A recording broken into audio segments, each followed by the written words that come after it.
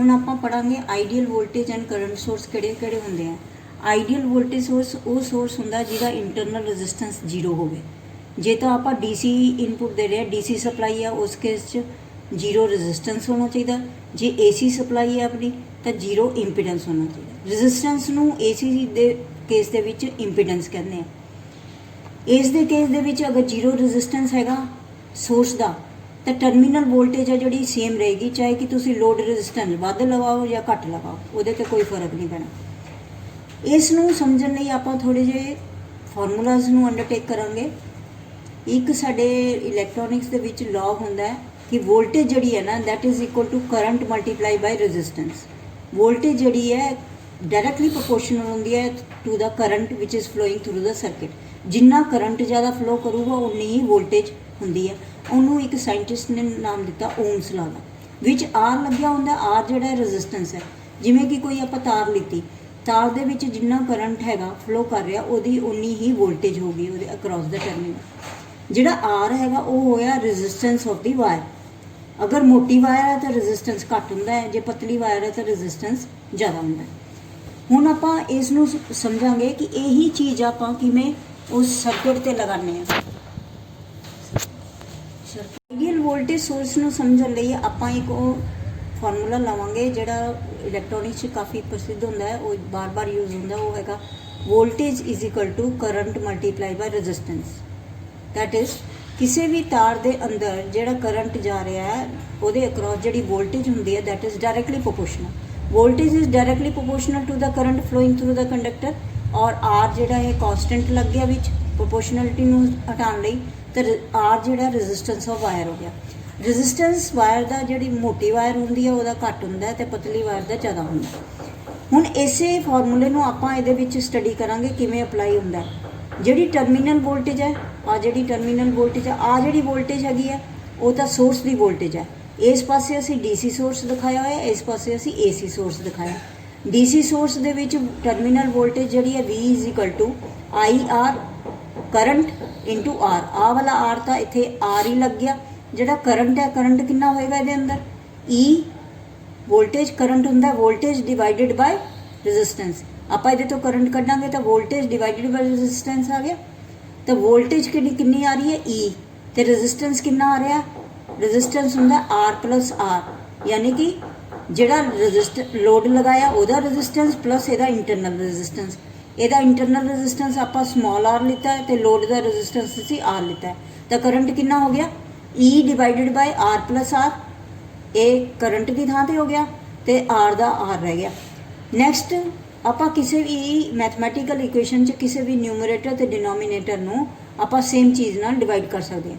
ਤਾਂ ਆਪਾਂ ਉੱਪਰ ਨੀਚੇ R ਨਾਲ ਕੈਪੀਟਲ R ਨਾਲ ਡਿਵਾਈਡ ਕੀਤਾ। ਜਦ ਉੱਪਰ ਵਾਲੇ ਕੈਪੀਟਲ R ਨੂੰ R ਨਾਲ ਡਿਵਾਈਡ ਕਰਾਂਗੇ 1 ਆ ਜਾਏਗਾ, ਤੇ ਨੀਚੇ ਵਾਲੇ ਨੂੰ R ਪਲਸ R ਨੂੰ R ਨਾਲ ਡਿਵਾਈਡ ਕਰਾਂਗੇ, ਇੱਧਰ 1 ਆ ਜਾਏਗਾ, ਇੱਧਰ ਆ ਗਿਆ 1 plus R by R।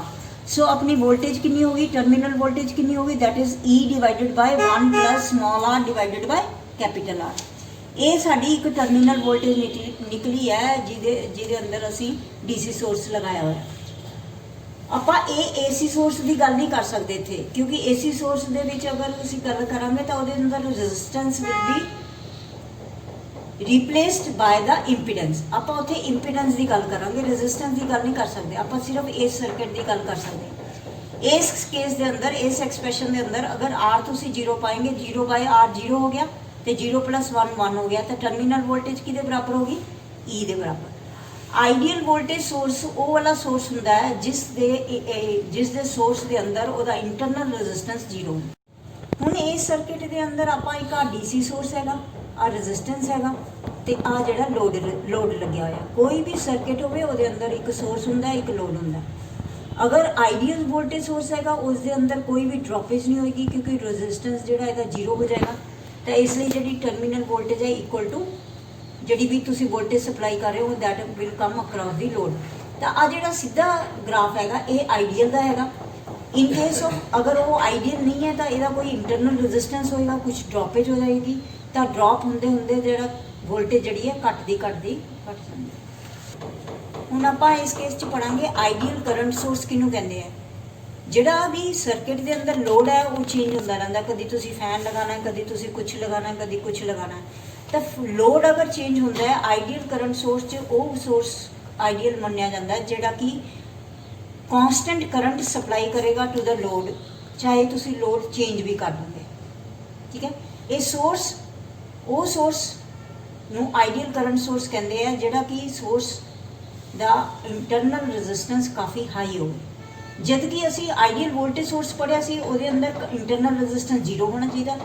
J ideal current source पढ़ना तो उहदे अंदर जिहड़ा है तुहाडा इंटरनल रेजिस्टेंस जो है ज़्यादा होना चाहिए, हाई होना चाहिए। जिहड़ा आइडियल करंट सोर्स है उहदे अंदर जिहड़ा इंटरनल रेजिस्टेंस आपां शो करना वो पैरेलल च शो करना, जिवें कि आ पैरेलल च शो किया होया। इस वेले ये आइडियल करंट सोर्स शो किया होया है, ये वाला रेजिस्टेंस जिहड़ा इंटरनल रेजिस्टेंस है, आ वाला रेजिस्टेंस जिहड़ा लोड रेजिस्टेंस है। अगर इंटरनल रेजिस्टेंस पैरेलल च काफ़ी हाई होएगा उहदे अक्रॉस ड्रॉप जिहड़ा 0 हो जाएगा तो तुहाडी वोल्टेज जिहड़ा करंट है वो कांस्टेंट करंट जाएगा। अगर तुहाडा आइडियल करंट सोर्स है उस केस च ये बहुत ज़्यादा हाई हो जाएगा तो ड्रॉपेज 0 हो जाएगा, आ वाला ग्राफ आएगा।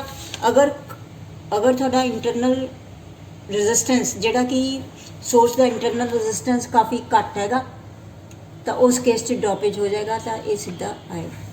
तुसीं पहलों पढ़िया होना है कि आइडियल वोल्टेज सोर्स किहड़ा हुंदा है ते आइडियल करंट सोर्स किहनूं कहंदे आ। आपां हुण पढ़ांगे कि इस टॉपिक च कि आइडियल वोल्टेज सोर्स ते करंट सोर्स च की डिफरेंस है। आ एक सर्किट डायग्राम है जिहदे अंदर आपां डीसी सोर्स दिखाया, जिहड़ा स्मॉल आ रहा है वो इहदा इंटरनल रेजिस्टेंस है, आ लोड रेजिस्टेंस है। आपां देखना है कि यही सर्किट जिहड़ा है वोल्टेज सोर्स का काम करता है, यही सर्किट करंट सोर्स का काम करता है। वो किवें आपां कंपेयर करते हैं कि आ वाला रेजिस्टेंस जिहड़ा है ते रेजिस्टेंस तो ज़्यादा है या कि घट है। अगर आ वाला रेजिस्टेंस इस रेजिस्टेंस तो बहुत घट है, यानी कि मिली ओम्स की रेंज हैगा, आ किलो ओम्स की रेंज हैगा, आ मिली ओम्स की रेंज है। अगर मिली ओम्स की रेंज घट है as compare to load resistance, फिर वो उस वेले वोल्टेज सोर्स का काम करेगा। अगर आ वाला रेजिस्टेंस हाई है that is it goes in the range of mega ohms as compare to load resistance in आ जिहड़ा लोड रेजिस्टेंस है वो किलो च लगाया, आ मैगा च हैगा दैट इज बहुत हाई हैगा। उस केस ये सर्किट जिहड़ा है करंट सोर्स का काम करेगा, यानी कि सेम सर्किट ही करंट सोर्स बन जाता, सेम सर्किट ही वोल्टेज सोर्स बन जाता।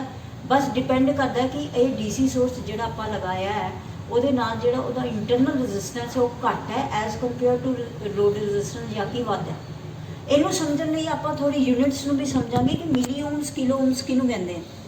ਇੱਥੇ ਆਪਾਂ ਰੈਜ਼ਿਸਟੈਂਸ ਦੀ ਯੂਨਿਟਸ ਨੂੰ ਸਮਝਾਂਗੇ। ਜਿਹੜੀ ਮਿਲੀ ਓਮਸ ਹੁੰਦੀ ਹੈ ਉਹ ਬਹੁਤ ਘੱਟ ਰੇਂਜ ਹੁੰਦੀ ਹੈ, that is equal to 10⁻³ ohms. Kilo ohms होंगी है दैट इज 10⁻³ ओम्स। और सब तो छोटी यूनिट होंगी है, ये उस तो बड़ी यूनिट होंगी है, तो लास्ट उस तो भी बड़ी यूनिट होंगी है मैगा ओम्स। मैगा ओम्स जी होंगी है दैट इज 10⁻⁶ ओम्स। तो आप सर्किट से दोबारा आने हैं कि अगर रजिस्टेंस जोड़ा है वो बहुत घट है that is in the range of milli ohms, उस केस च ये वोल्टेज सोर्स का काम करेगा। अगर ये resistance in the range of mega ohms है जबकि ये वाला रेजिस्टेंस किलो ओम की रेंज है, ये वाला रेजिस्टेंस अगर मैगा ओम्स की रेंज चला गया उस केस च यही सर्किट करंट सोर्स का काम करेगा। यानी कि कहने का मतलब ये है कि सेम सर्किट ही करंट सोर्स बन जाता, सेम सर्किट ही वोल्टेज सोर्स बन जाता। डिपेंड करता है कि जो डीसी सोर्स असी लगाया वह रेजिस्टेंस वध हैगा लोड रेजिस्टेंस हो या कि घट हैगा। इत्थे आपां चैप्टर नंबर 1 नूं एंड करते हैं। तो चैप्टर नंबर 1 दे विच तुसीं जिहड़ा students chapter number 1 they and च तुहानूं की टॉपिक्स अच्छी तरह पढ़ने हैं। डिफरेंस पढ़ना है, एक्टिव और पैसिव कंपोनेंट्स का डिफरेंस, किहड़े एक्टिव कंपोनेंट्स होंदे, किहड़े पैसिव कंपोनेंट्स होंदे, किहड़े एक्टिव कंपोनेंट्स होंदे हैं उन्हां दे सिंबल्स आने चाहिए, पैसिव कंपोनेंट्स के सिंबल आने चाहिए। नाल ही तुहानूं पता होना चाहिए कि ideal voltage and current source च की डिफरेंस है।